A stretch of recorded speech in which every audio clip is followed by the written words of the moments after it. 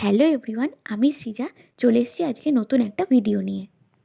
দিনটা ছিল রাস পূর্ণিমার। তো আমাদের বাড়িতে রাস পূর্ণিমার লক্ষ্মী পুজো হয়। তাই পুজোর আগের দিনই অনেক প্রিপারেশন করে রেখেছিলাম আমরা। যেমন নাড়ু করা, আলপনা দেওয়া, আর পরদিন সকাল সকাল উঠেই মা খিচুড়ি আর আলুর দম এসব করে নিয়েছিল। তারপর স্নান করে পুজোর জোগাড়ে বসে পড়েছিল। আমিও কিছু সাহায্য করেছিলাম। আর তারপর আমিও স্নান করে তৈরি হওয়া শুরু করে দিলাম। আর আমাদের বাড়িতে জানো তো নিয়ম আছে যে একবার ব্রাহ্মণ নারায়ণ নিয়ে ঢুকে গেলে আর রান্না করা যায় না। তো সেই জন্য সব কিছু তাড়াতাড়িই করে ফেলতে হয়।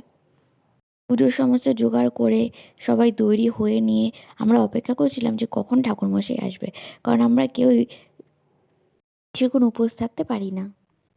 তো যাই হোক, তারপরেই তো ঠাকুরটা দেখাতে তোমাদের নিয়ে চলে এলাম।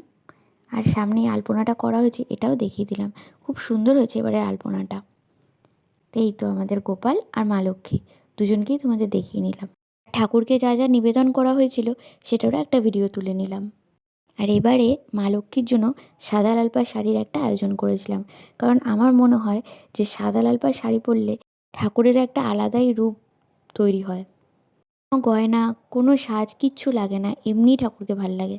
তাই আমিও ঠাকুরের সাথে ম্যাচিং করে সাদা লাল পাড় শাড়ি পরেছিলাম। আর এই তো অপেক্ষা করতে করতে ঠাকুরমশাইও চলে এসেছে। আর আমাদের পুজোও খুব সুন্দরভাবে হয়েছে। ঠাকুরমশাই পাঁচালিও পরে দিয়ে গেছেন। ঠাকুরমশাই খুব সুন্দর করে পুজো করছিলেন, আর আমি ভিডিওটা কন্টিনিউ করছিলাম যাতে তোমাদের সাথে সবটা শেয়ার করতে পারি। আর এভাবেই পুজোটা সম্পূর্ণ হলো। আর রাতের আলোতে বাইরেটা খুব সুন্দর লাগছিল, তাই একটা ভিডিও তুলে নিলাম। আর সন্ধেবেলা যাদের যাদের আমরা নেমন্তন্ন করেছিলাম তারাও চলে এসেছিলো। আজকের জন্য ভিডিওটা এটুকুই। ভিডিওটা ভালো লেগে থাকলে একটা লাইক করে চ্যানেলটাকে সাবস্ক্রাইব করে দিই। Tata, by.